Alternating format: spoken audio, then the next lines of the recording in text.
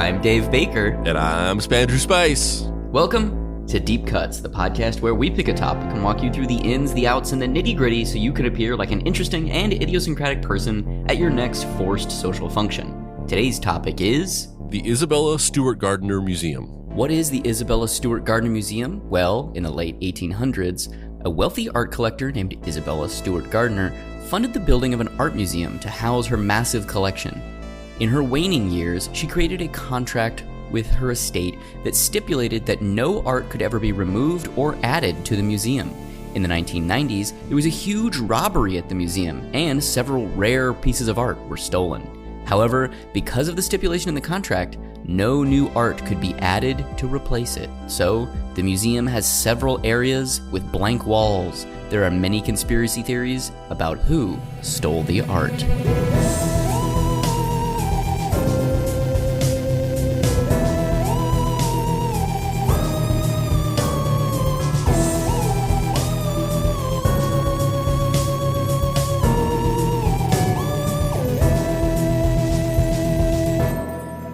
Act 1. A Girl and Her Paintings. Born on April 14th, 1849, Isabella Stewart Gardner was a trend-setting American art collector and philanthropist. Originally born in New York City, Boston, Massachusetts would be the place where she'd eventually make a name for herself. The daughter of a wealthy linen merchant, she spent much of her early life in Manhattan. From age 4 to 15, she attended a nearby academy for girls where she studied art, music, and dance. She also learned to speak French and Italian. At age 16, she and her family moved to Paris, where she enrolled in a school for American girls. In 1857, she was taken on a trip to Milan and was given the opportunity to see Gian Giacomo Pizzoli's collection of Renaissance art. The collection was organized by historical era. This experience would make an indelible impression on the young Isabella. Upon leaving, it's said that she confessed if she were ever to inherit money, this is what she would do with it: construct a cathedral to artistic ambition. Shortly after returning to New York City in 1958, she received an invitation from a former classmate, Julia Gardner, to come stay with her in Boston. While there, she met Julia's brother, John Lowell, Jack Gardner. He was viewed as one of Boston's most eligible bachelors. They fell in love and were married 2 years later. On April 10th, 1860, they were gifted a house, 152 Beacon Street in Boston, by Isabella's father. Jack and Isabella had one son, born on June 18, 1863. He died of pneumonia on March 15, 1865. A year later, Isabella suffered a miscarriage and was told that she could no longer bear any more children. Julia Gardner passed away around this same time as well. All of this trauma sent Isabella spiraling into a dark depression. On the advice of doctors, she and Jack traveled to Europe in 1867. Isabella was so ill that she had to be taken aboard the ship on a stretcher. The couple spent most of the year traveling: Scandinavia, Russia, Paris. They traveled around the world, which in the 1800s is a much more difficult task than it is today. Thankfully, the trip worked. She was able to wrestle herself out of the depression. She began taking notes in journals and keeping scrapbooks. This trip allowed her to reinvent herself. Upon returning to the United States, she was able to reboot her personal life into a popular socialite. After Jack's brother died, Isabella and her husband adopted their boys, giving them a home for their entire lives. However, it would not be as doting mother or infamous socialite that she would be known for. It would be her art collection. So before we move fully into the art collection, I want to talk about a couple things that are probably going to be running themes through this episode. One of them is... every one of a person's family dying. Yes, that definitely is. There's a lot of death in her story.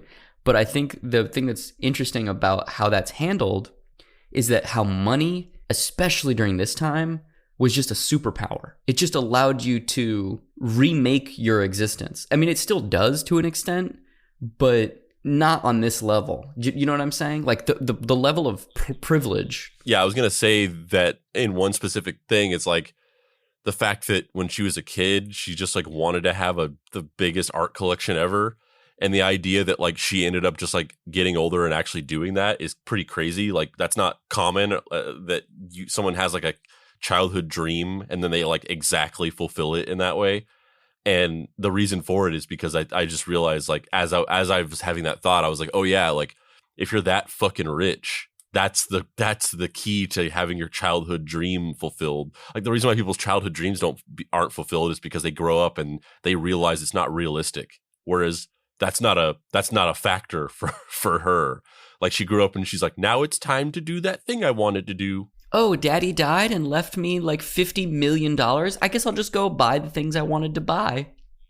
But even more so than that, like, look, am I saying that being rich doesn't have its problems or cause people to spiral out in weird existential ways? Yeah, sure, life's hard and everyone has the problems that they have. But when you can just like travel the world and party away your suicidal ideation because everyone you know died in like a 5-minute stretch, especially in the 1800s when life sucked and you could die from like an infected toenail, like that, you're living a different life, you know? Round the world, Jeeves. Yeah, even like the way that a bunch of these articles have phrased it, of like, she was so despondent, she had to be carried onto the ship. Do I have empathy for people who've lost loved ones? She was so despondent, she had to have her caviar and champagne poured down her gullet. She had to have the gold jewelry put onto her hands by a servant boy. She was so suicidal that she had to have all her gold-encrusted knives taken out of her dining set. They were scared that she would hang herself, so her crystal chandelier was removed from her bathroom.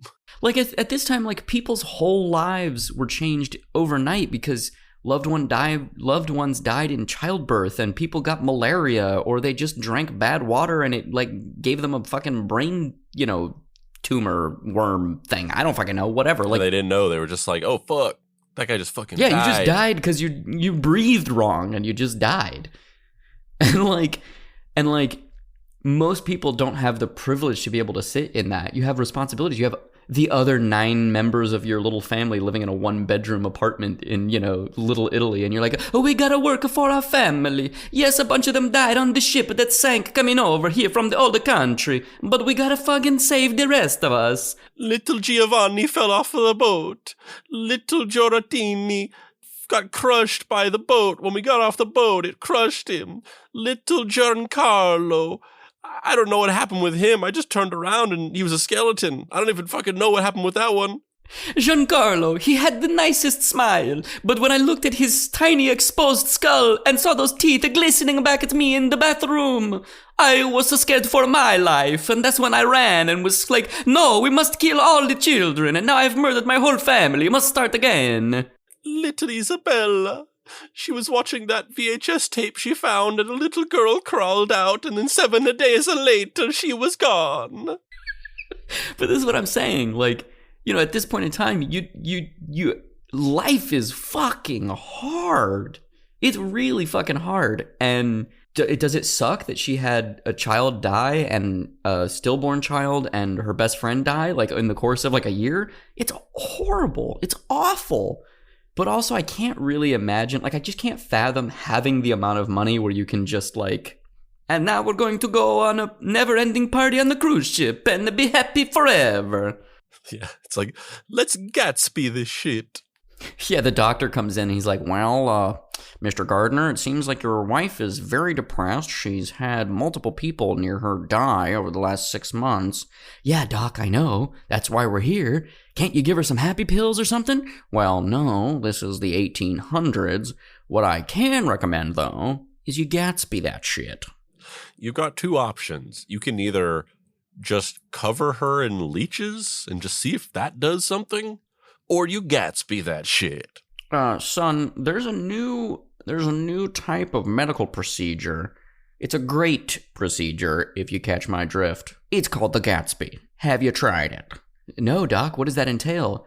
You just party all over the world. You just go everywhere all over the world, spend a bunch of money, buy a bunch of art, don't think about anything real, and maybe it'll work. Just do that forever. If If you have enough money, just do it forever.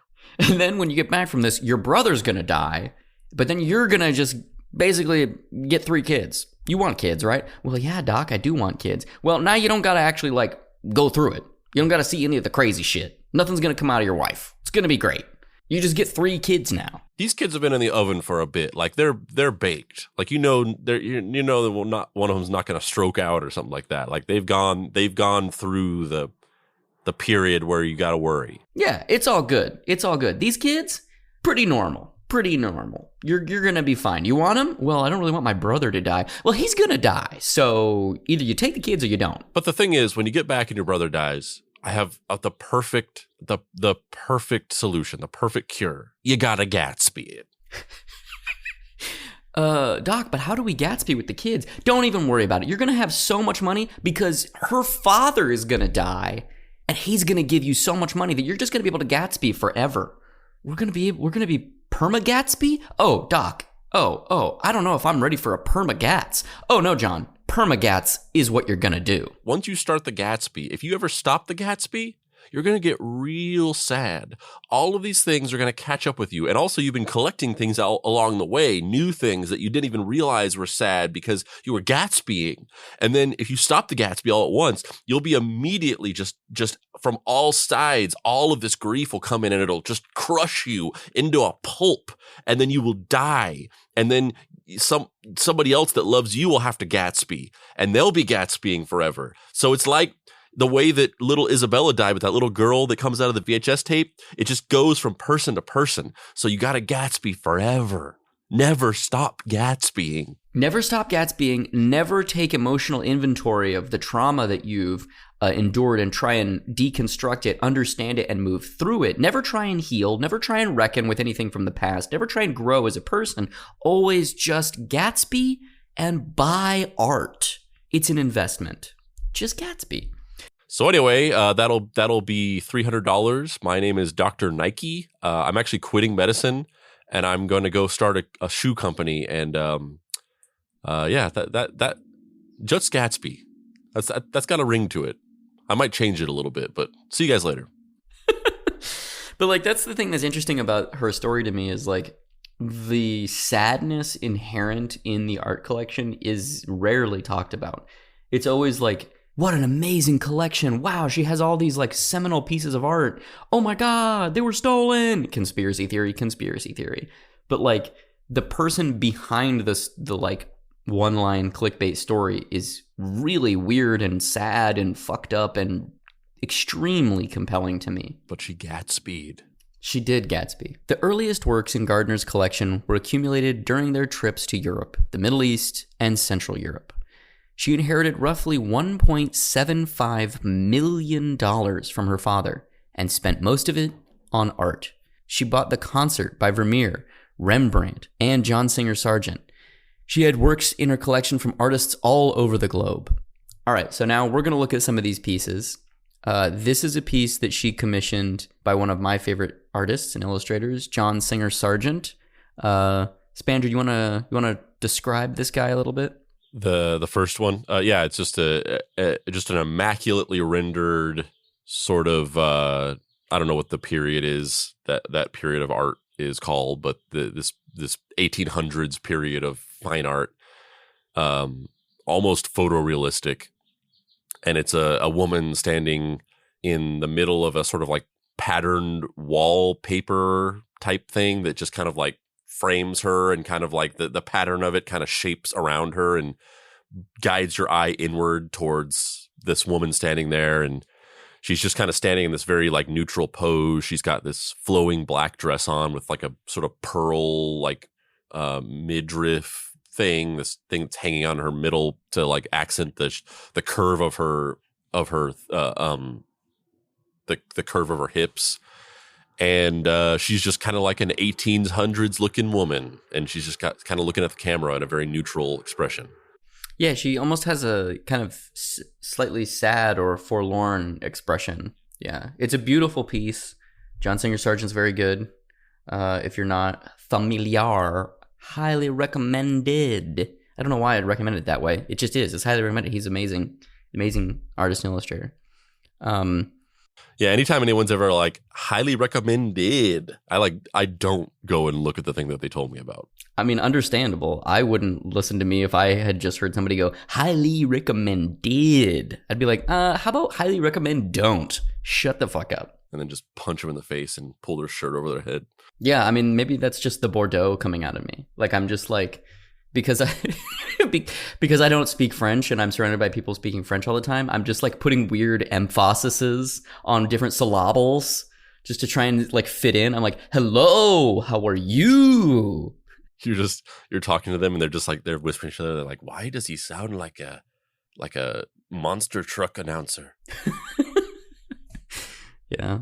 So next up, we have a photo of her. What do you think of this photo? Do you think this John Singer Sargent likeness is a good likeness of her, seeing the actual photograph of her? Oh, yeah, totally. Like I said, this painting is just near photorealistic, and it is a pretty good likeness of her. It captures that just unavoidable sadness behind the Gatsby. Yeah, they call that the Great Sadness. Somewhere behind the Gatsby, you can never get rid of the fact. You can never get rid of whatever the 1,000-yard stare of everybody I ever loved died in 2 seconds. The next painting is by Anders Zorn, and it was painted in 1894, and it's titled Isabella Stewart Gardner in Venice, and it's a more impressionistic, energy driven piece of her opening 2 bay window doors at night and walking through, and she's wearing like a white dress that's almost like a slip, and it's rendered in all these like very evocative, emotionally evocative kind of like rapid brushstrokes, so it almost looks like both her and the environment are on fire, and she's like looking at the painter or the viewer, and seems to almost have like a little smirk, and she's kind of like almost prancing into the room, which, you know, for 1894 feels like a very erotically charged or kind of promiscuous subtext to the piece. Yeah, Anders Zorn's like, after I finish painting this in a week, we gon' fuck. It's a deep cut callback, and it works here on multiple levels. Yeah, so that's kind of the background of her, where she has this huge collection. She lives a long life. The collection is kind of fueled by the twin engines of privilege and depressive buying. In some ways, this is like the uber rich person 1800s version of like buying toys on eBay at 2 a.m. to try and make yourself feel better. Yeah, retail therapy. Yes, retail therapy. Yeah, she's like buying Coach bags at 3 a.m. on eBay, but she's just like commissioning priceless works of art of herself. Yeah. Paint me like one of your sad girls. Paint me like one of your soon-to-be indelible images that will lurk through the halls of art installations and museums throughout the annals of history. Before we kind of go to break and come back with the crazy stuff that's going to happen in the future, in the future of the 1990s. I'm curious what your exposure to this story is, and what your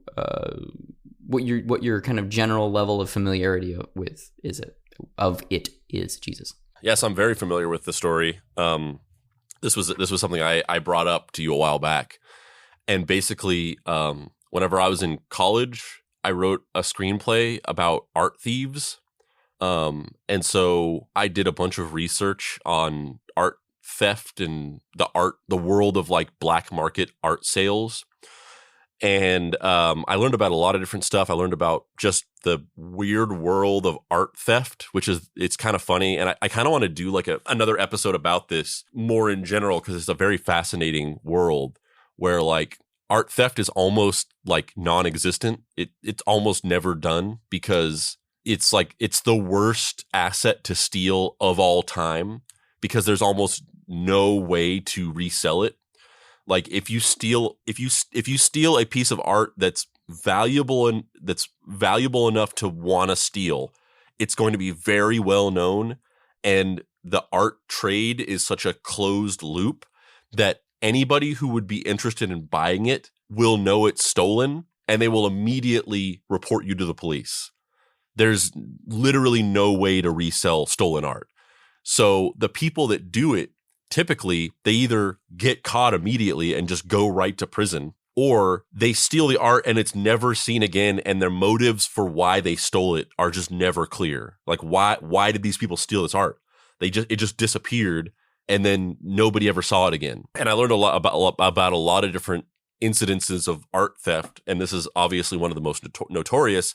So I read a great book about the Isabella Stewart Gardner Museum theft, and there's also a documentary which is very good that I watched, and I just find it very fascinating. There's something about, I mean, we'll not to get too spoilery, but there's something very fascinating about the theft itself. The fact that because of the unique situation of the way that she set the museum up, the stolen pieces could never be replaced, so they still just kind of sit there as empty spots. That's very fascinating to me. But just the entire world of art theft is very fascinating to me. The idea that like it's almost rarely done. It's been done maybe like you could count the number of times that big art thefts have occurred in history, like in modern history. And the ones that have occurred in modern history are like the same 5 guys. Yeah, and it's a small handful of people who do it because like there's a very specific type of person who would want to steal art because of the fact that it's like any normal thief has no interest in it because they can't profit from it at all. And it puts a target on your back. I mean, you saying you can't profit from it all isn't completely accurate. You can. It's just very hard, and you're usually going to be reselling whatever the priceless piece of culture is for 1/10 of what the actual value is because you're selling it on the black market, blah, blah, blah, blah, blah. So you can, but it's very, very, very, very, very, very hard. But it's very, very hard to the point where nearly 100% of people who ever have stolen art are in jail. Like it's almost impossible to get away with it. There's really this is almost one of the only examples of somebody who successfully stole art and then just never got caught for it. I find this story very fascinating, and we'll get into it in the second act. But like, I'm very familiar with the story, and I love this whole thing. This is very up my alley.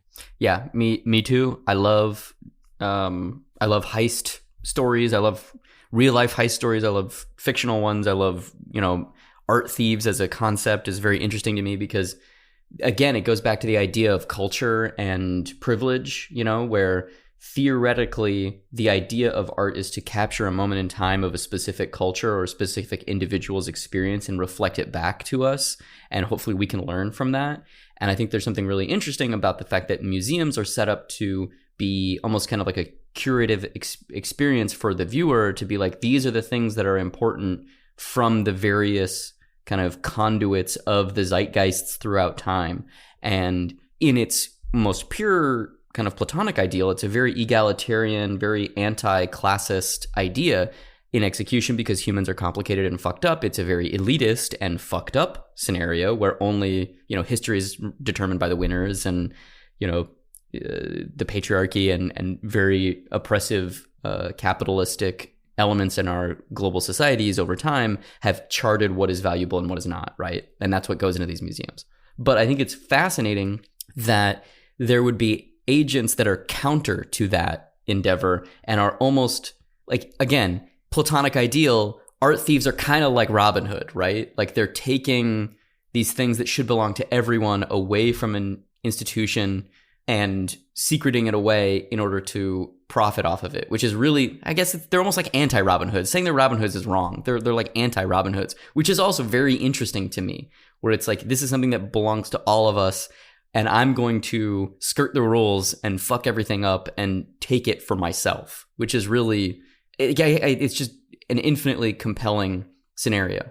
And it's also compelling to see what our apparatuses of government do to reclaim these things when they are taken.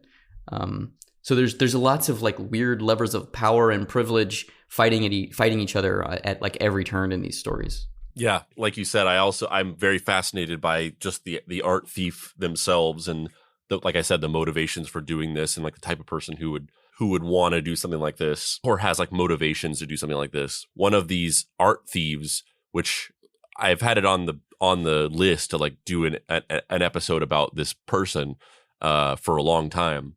But one of the guys who is rumored, who people have speculated that he might have been responsible for this theft, largely because, like you said before, there's only like 4 or 5 different people who do this. Who like there's only like 5 art thieves that exist. And so he's been speculated for years. One of the conspiracy theories is that this guy was responsible for this theft. And like he's weirdly like denied it, but then other times kind of maybe like given a wink and a nod that maybe he did do it. But this guy named Miles J. Connor, and he's this guy who's just like throughout the 60s, 70s, and 80s and 90s, he just like he went on like one of the world's only art theft sprees, and he just like for decades worked with this team of people and then just stole a bunch of art from all these museums and stuff. And he never really got caught for the longest time because he really wasn't interested in selling it. Like he was just obsessed with stealing art, and he just kept it all as these weird trophies. So it's like a different outcropping of what you're talking about, where it's not like, oh, the reverse Robin Hood thing, like I'm stealing this to give it back to the people, but like I'm stealing it away from these elitist systems, and then I'm just going to hoard it for myself, which is another weird, fascinating thing where it's like the Robin Hood trope, but also like this guy is like hugely egotistical. If you read his autobiography, he seems like a very unreliable narrator where you're just like, are these things true? Like the way you tell your story, you are just like the greatest badass of all time. How much of this shit is actually true? And that guy, like he like literally just wanted to like steal a bunch of priceless art and then just like keep it in a basement somewhere where nobody could look at it. And like the sense of power of like, I've deprived the world of this art is also very interesting. Yeah, no one appreciates these Edo period katana swords like I do, so I need 50 of them. Yes, exactly. But to your point, there's something very psychologically charged about art theft, where it says a lot about the people involved, much more than any other type of theft. Like usually, like when you steal something, it means I don't have money, I am poor, and I need money, so I'm gonna steal some shit because I'm desperate. That's usually mostly what stealing means. Art theft is like a fucking, it's like a psychological ink blot test for the people that are involved in it in a very fascinating way.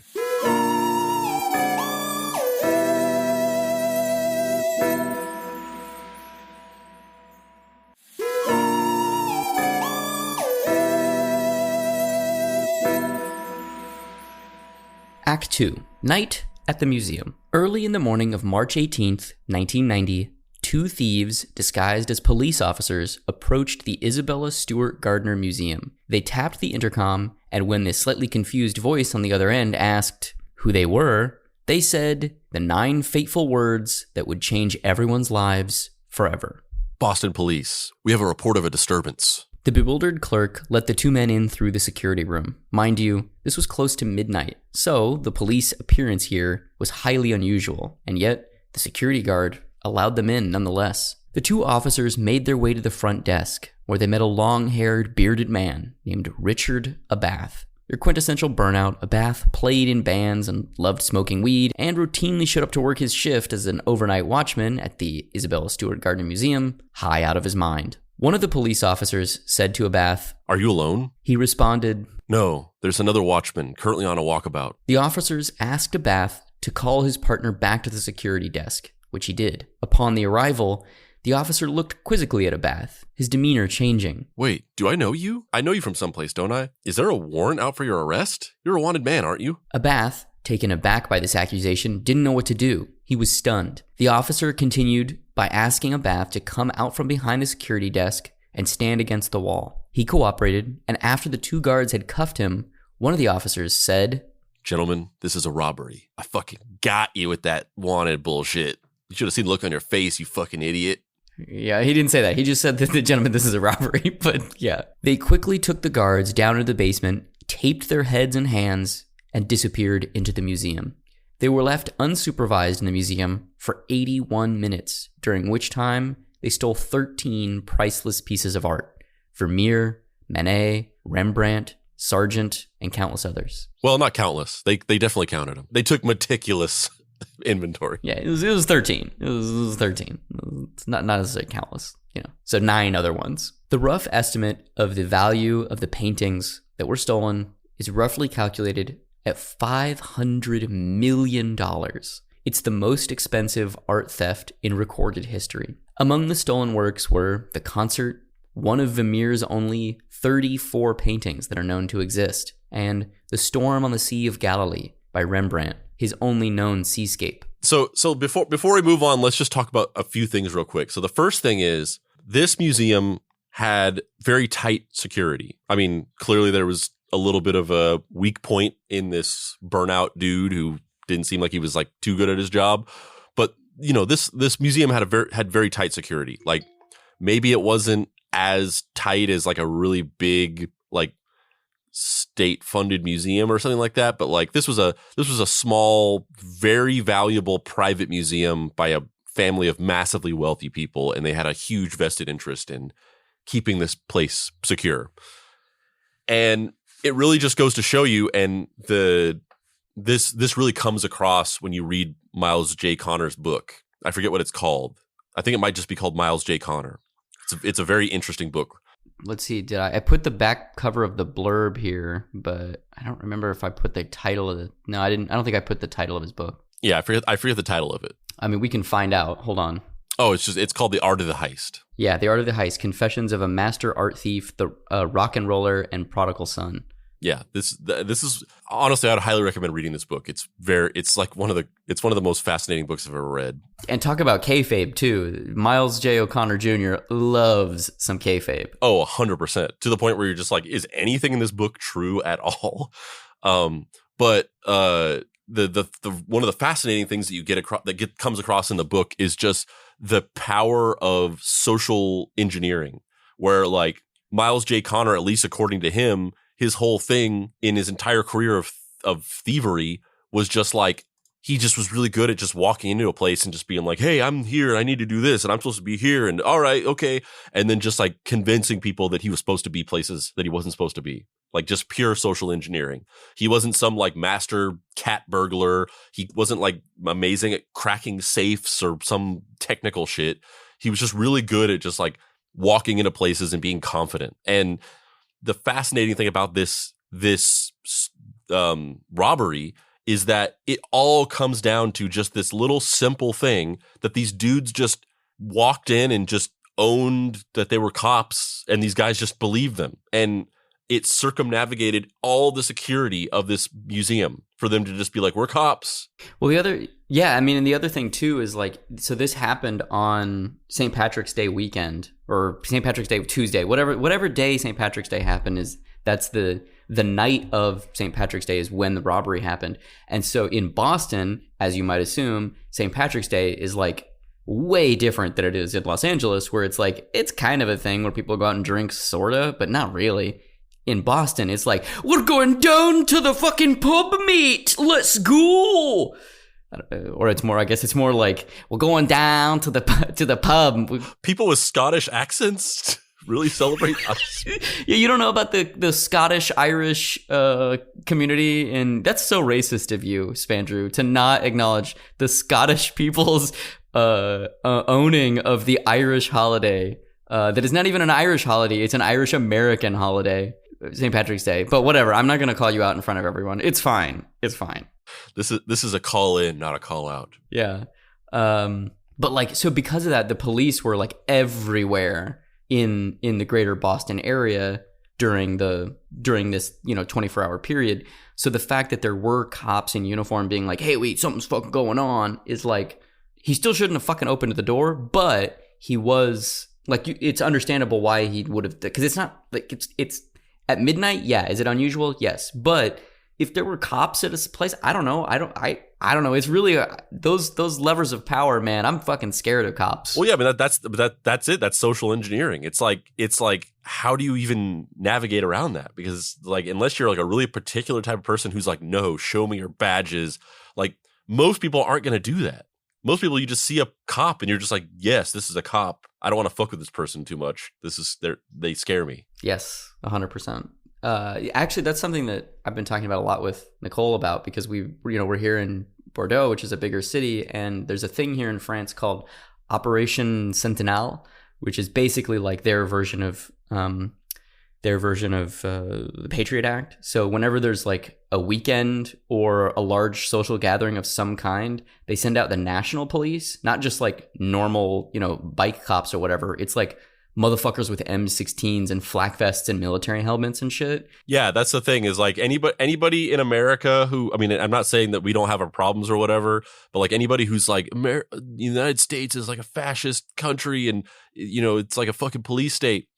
If you walk around France or Italy, like they've got fucking just military dudes, like commandos with giant assault rifles that are just like in a park, just like you'll just be in a park and there's 3 just fucking like dudes with giant machine guns, just like patrolling.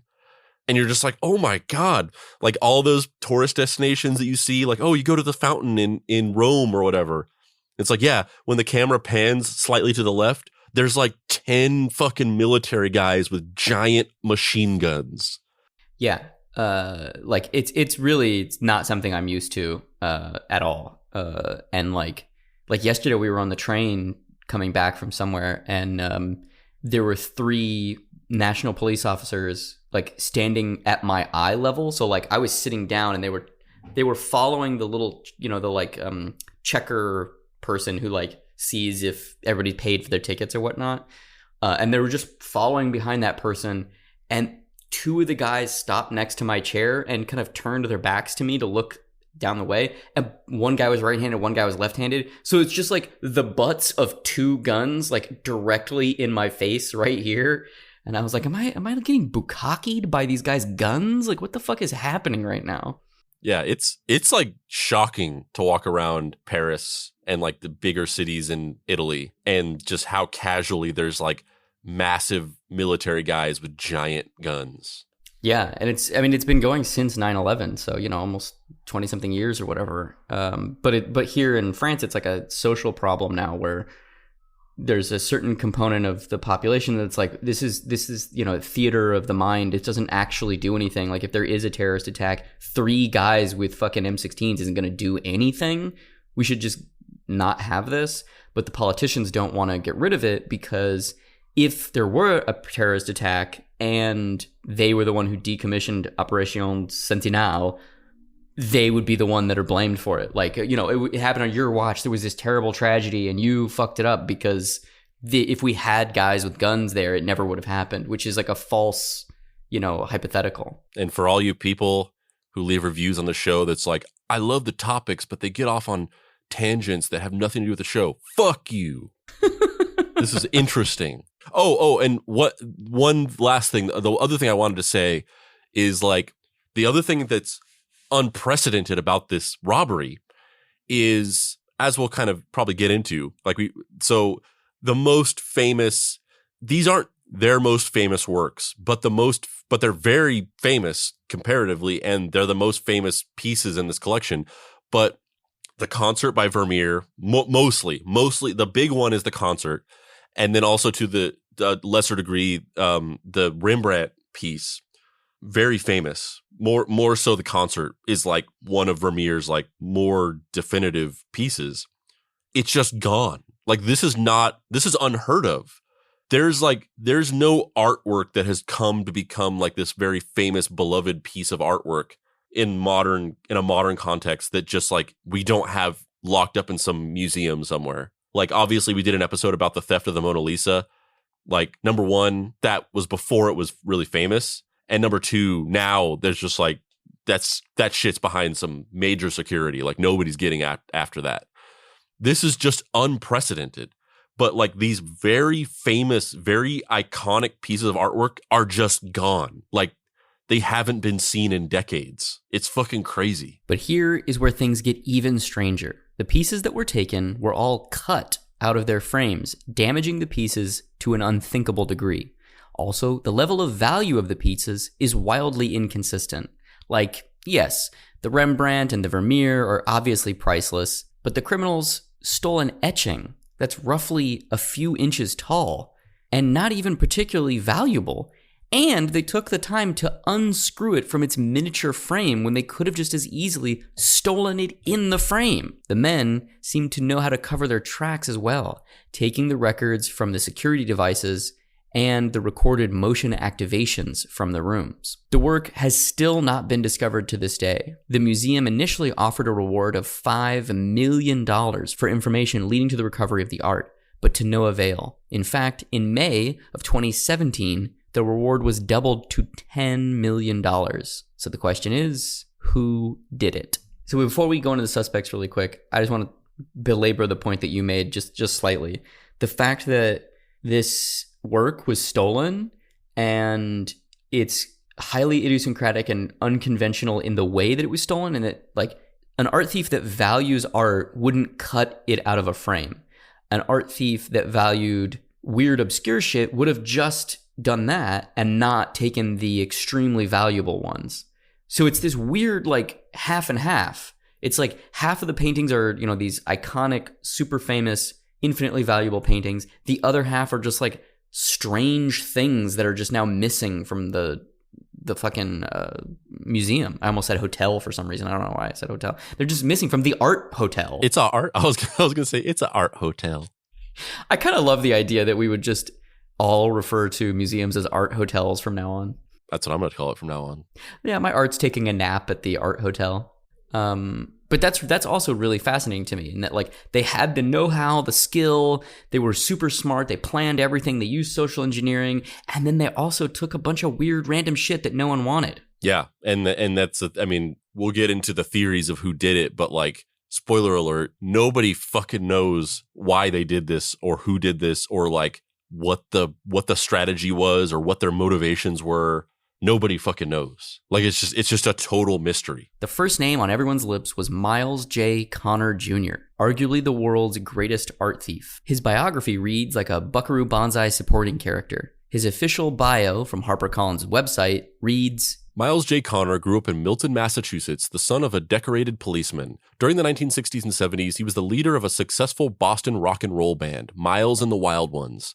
He robbed his first museum when he was 20 years old. Shortly after, he gained notoriety for his daring escape from a Maine jail and for his involvement in a dramatic shootout with Boston police. Connor has planned and executed numerous bank robberies and museum heists, several of which are told here for the first time. And this undersells, and once again, I kind of want to do, I definitely want to do an episode about Miles Connor, but this kind of undersells it because it's like, oh, he was in this band, but at least according to his autobiography, he had this band, Miles and the Wild Ones. They were like super popular in the Boston area, where like they would go and play concerts and like hundreds and hundreds of women would go out like screaming it like Elvis style for them. And they cut a record, they cut a 45, and it was like on every radio station in Boston. And like a national record label got wind of this, and they wanted to sign Miles and the Wild Ones to a national record deal. So in the 60s,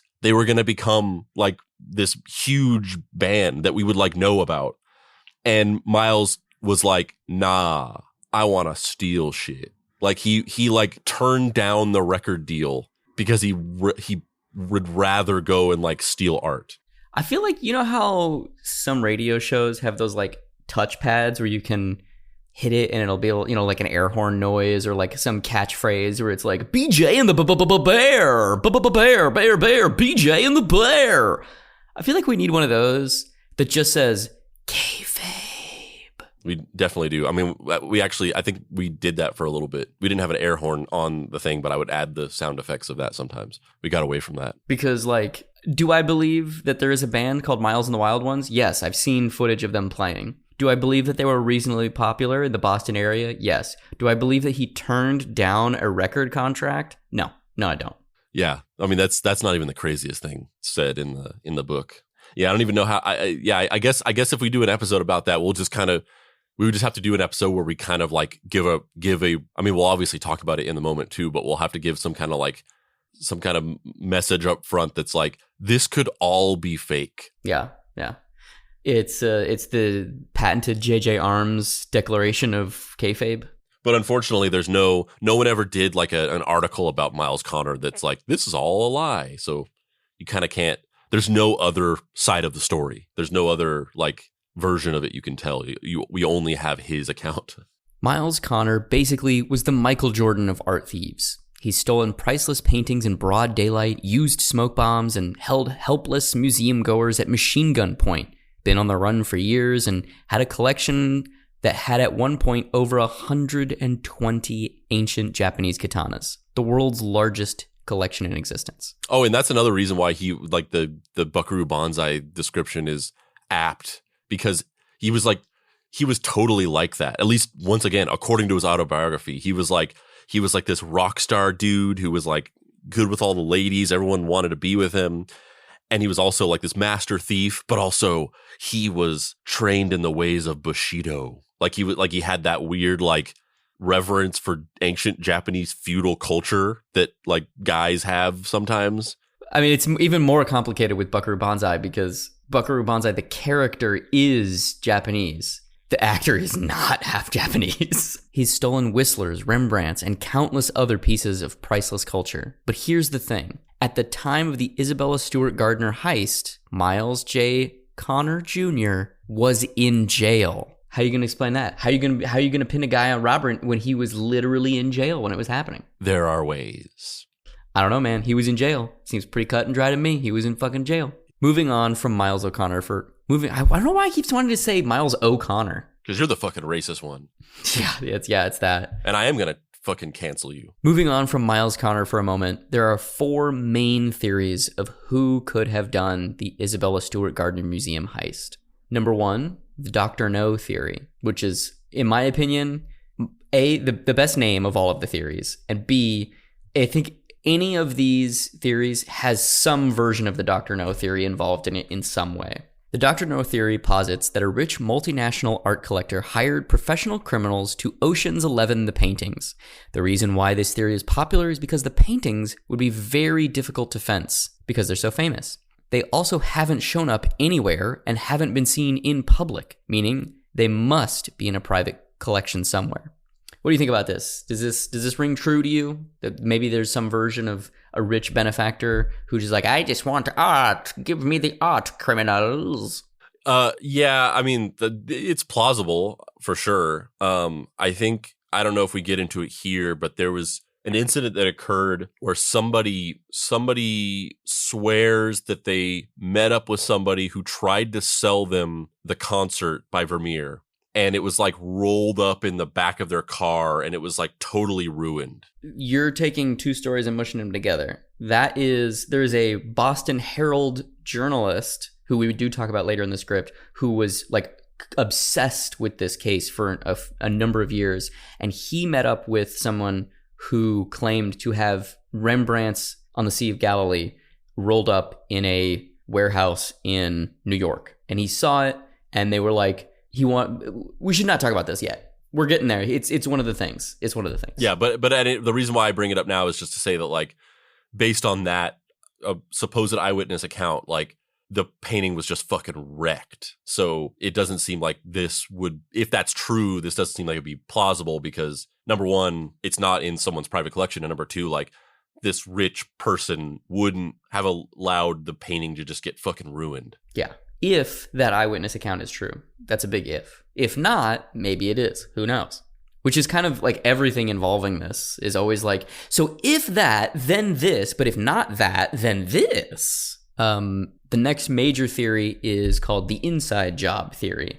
As the name might suggest, it's basically somebody involved in the museum helped them do it. There are multiple potential culprits for this theory. One being Richard Abath, the night watchman, who apparently, according to this theory, was in on it. Another one being that the assistant director of the museum was somehow tied to the job, and another one being that someone who was friends with an employee got insider information because of a gambling debt. So could Richard Abath have done it? It's possible, but when asked about it, he had this to say. Even if they get the painting back, they'll never be the same, and I feel horrible about that. I don't want to be remembered for this alone. I'd like to be remembered for the good things I've done. I'm a husband, a father of 2 really cool kids. But they're saying it's a $500 million worth of artwork. And ultimately, I'm the one who made the decision to buzz them in. It's the kind of thing most people don't have to learn to cope with. It's like doing penance. It's always there. So there's a lot of footage of him in this documentary that, you obviously have seen and I have seen as well. And my takeaway is I want to be anyone in this story other than Richard Abath, because that just seems so horrible. It seems so fucking shitty to make one I don't know, he looks like a cop to me. Bzzz, and now everyone just hates you. And no matter what you do in your entire life, it's just compared to this horrible thing. Yeah, it's like the guy who accidentally ordered that airstrike warning in Hawaii. It's just maybe that might be illegal in some ways, but you didn't do anything technically wrong, illegal or something that you would get in trouble for, really. But everybody hates you. You are directly in a way that was total accident and you didn't mean to. You are just directly responsible for this thing, and everybody hates you. Especially because his vibe is so just hey man, how's it going? You can even tell from his quote about him feeling bad. He's like, I'm like a dad to some super chill kids, man. I just fucking want to smoke weed and jam out, bro. He really just has very sad hippie dad energy. Yeah, I agree. I wouldn't want to be in that position at all, because it's just God, man, there's nothing I could have done to avert this unless I just really had the forethought of maybe these guys are fake. And because I made this one mistake that probably anybody would have done in this scenario, because it happened to be me, everybody fucking hates me. What do you think? Does the inside job hold any merit for you? Does that ring any bells of I don't really buy it. Not even just because it seems like the guy's harmless or whatever. It just doesn't seem plausible to me. Next one is the Irish mob theory. The Irish mob theory suggests that the Irish mob did it in order to sell the pieces on the black market in order to get a large amount of money to send to the Irish Republican Army, the IRA, which, as we all know, was engaged in a civil war in the 1990s, and it was a very hot button issue. What do you think? Does that feel maybe like it's a little bit more, a little shimmy, a little shake? What do you think? I mean, it's a theory that could totally be true, but also is a total conspiracy theory. Somebody just made that up. It's possible that could have happened, even plausible, but there's no actual evidence of that. That's just a made up, completely speculative theory. So the last theory, or the last main theory, there's 4 that people usually point to. And the 2 main ones are Miles O'Brien or the Italian job, or the Italian mafia theory. And this is the Italian mafia theory. A mob-connected criminal named Bobby Donati is thought to have possibly organized the heist in order to get his superior out of jail, something that Miles O'Connor had previously done for himself. If it was Donati, he's not telling anyone because he was found murdered in the trunk of his car in Revere, Massachusetts in 1991. At the time of his death, an informant claimed that the Gardner heist was commissioned by a powerful international organized crime figure and that 5 total thieves were involved. And here's where things get even crazier. Our boy Miles Connor comes back into the picture, but not in the way you might think. His associate, Bill Youngsworth, who Connor had initially trusted to house his massive collection while he was in jail, started selling the stuff out from under Miles O'Connor out of his storage unit. Bill Youngsworth got picked up for another crime and tried to bargain with the Boston area police by saying that he could provide info on the Isabella Stewart Gardner robbery, but no one believed him. But in the surrounding publicity, Youngsworth befriended a reporter for the Boston Herald. The reporter wanted to believe Youngsworth so much, but needed more evidence in order to speak to the police on Youngsworth's behalf. Youngsworth wanted immunity for both him and for all of his charges to be forgiven, and also wanted immunity for Miles Connor. One night, the phone at the Boston Herald rang. "Be at your office around midnight," a voice said on the other end, and then hung up. The reporter was taken to a warehouse in New York and shown The Storm by the Sea of Galilee by Rembrandt. Was it real? Was it fake? Nobody really knows. They took paint chips. They took paint chips. So at first, before they did the paint chip test, the reporter went and talked to all the people at the Isabella Stewart Gardner Museum, and they asked them all these really specific questions, like, was the painting signed? Did it have paint damage in the upper left corner? When he rolled it up, did the paint flake off, or was it fine? Like, how was it rolled? How long was it? How tall was it? When you shone a flashlight on it, did it reflect the light, or did it kind of feel like it absorbed the light? They asked the reporter all these questions. He got them all right. Then they was like, we still don't really think this is the painting. So they made the reporter go back to Youngsworth, or whatever the fuck his name is. What the hell is it? Bill Youngsworth. And he was like, I need a paint chip. I need you to give me a paint chip so we can prove that it is the painting. He got the paint chip from Bill Youngsworth, took it to a basically like a restorative guy, and they were like, is this paint the right paint that could be used time-wise for the Sea at Galilee? And he was like, yes, it is. Oh my God, this could be the real painting. And then they took it to a different guy who's an expert in the colors that are used in the painting. And that guy is like, red lake, which is one of the colors in the painting, is not a color that Rembrandt would have had access to. So it's definitely not I don't think it's the painting. Was it the real painting at Galilee that he saw? Who knows? But those are basically the four kind of assumed possible theories. And then there's also a bunch more stuff with the mob where they basically were using the painting to try and get this head mob boss out of prison. Is it reputable? Is it the thing that happened? Who knows? But basically, they were trying to ape what Miles Connor had done previously, where he had gotten convicted in a bank heist, and he used a different Rembrandt painting as a hostage. He was like, I've got this painting. I'll give it to you if you let me go. And they did. So they were trying to do that with this old mob boss. That's basically that thing. And also, as I alluded to, even though he was in prison, and even though he said, like, no, I wasn't involved with this, then, like, later on, probably when he was trying to get a little bit more, like, attention on him, he was like, I don't know, maybe I did do it. Miles J. Connor, that is. So what are your do you have a gut instinct one way or the other? Because really, these theories are kind of just who the fuck knows. But the question is really the only one that we can kind of have any sort of like educated guess is, do we think Miles O'Connor is involved in some way or not? Well, that's the funny thing about it is that the only reason why that's even a discussion topic, and the reason why that's even plausible, is because of how few art thieves there are, as we talked about before, how insular this whole like underground network of people is. And it's such a small little ecosystem that it makes it plausible that he could have been involved in it in some way, because it's like, who else fucking was it besides this one guy who's like the only fucking Pierce Brosnan in the Thomas Crown Affair that exists. And also I think he was like loosely based on him. But other than that, if it wasn't for that, I would be like, yeah, of course not. Because number one, he was in jail. And number two, he's like a notorious, like fucking yarn spinner. He just seems like he makes up a lot of the stuff of his life.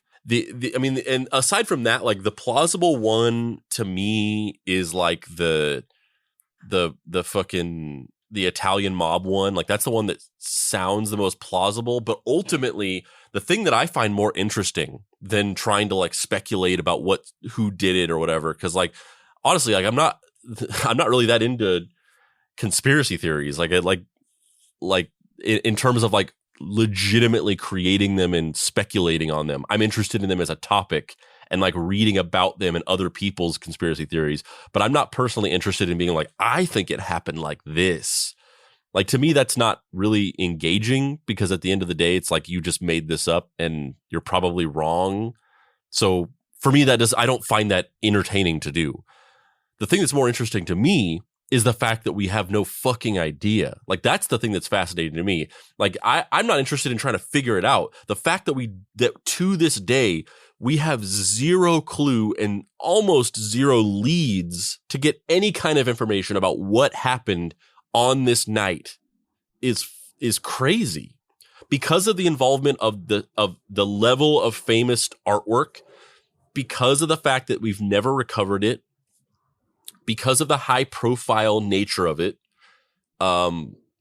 it's so crazy and fascinating that we just have no idea what happened. Anything involving people, usually you find out something. Like, to this day, we never caught the Zodiac killer, but we kind of know who did it. There's just no proof. But we have no fucking idea what happened with this. And the other thing that is really fascinating that we kind of didn't really talk about, that is one of the more fascinating things to me, is because of the way that the Isabella Stewart Gardner Museum was set up, and the way that she established the trust in her will, she basically established that no art could ever be taken out or put into the museum. By contract, they can never take any pieces out, and they can never add any pieces. And basically, she just wanted to preserve it as this specific shrine to her art collection that she had. And she never wanted them to like sell off pieces or like bring in new pieces. But because of that specific stipulation in her estate with the trust of the museum, they just had to leave all of those blank spots where all of the art was stolen. So if you go to the Isabella Stewart Gardner Museum today, you will see the outlines of where all of these pieces used to hang, because they could not replace them. They could not move anything to even like cover it up. They couldn't stagger out pieces or whatever. So there's literal just like empty frames where the pieces were cut out. There's blank spots on the wall where other pieces were taken. And so you can go and see this like time capsule of this robbery that happened, which is like really interesting and fascinating that it got set up that way.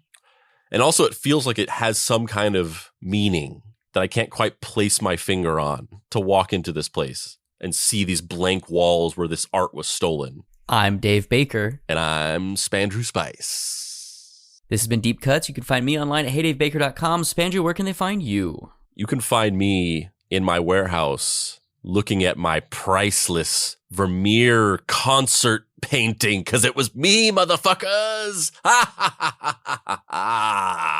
Even though I was like fucking 3 when this happened. And you can't find me on social media because I don't use social media.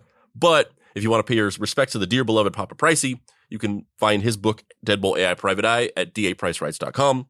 You can follow us on social media at Deep Cuts Podcast on Facebook. Join the Deep Cuts Podcast Facebook group where we talk about the show and make memes. You can follow us on Instagram at Deep Cuts Pod. You can join our Discord server, bit.ly.com/DeepCutsDiscord. You can go to our shop, deepcutspod.com, click on the shop. You can get hats and t-shirts and all that kind of cool stuff.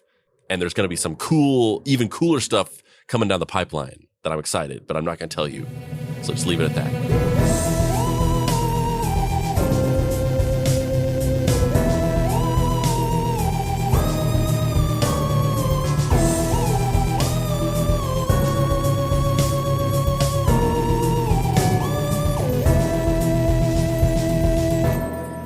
Deep Cuts is a production by Boy Genius Media. If you'd like to find this show and others like it, please visit boygeniusmedia.com or deepcutspod.com. If you want to join in on post-episode discussions, please join the Deep Cuts Podcast Facebook group. Finally, subscribe to our YouTube channel for additional video content.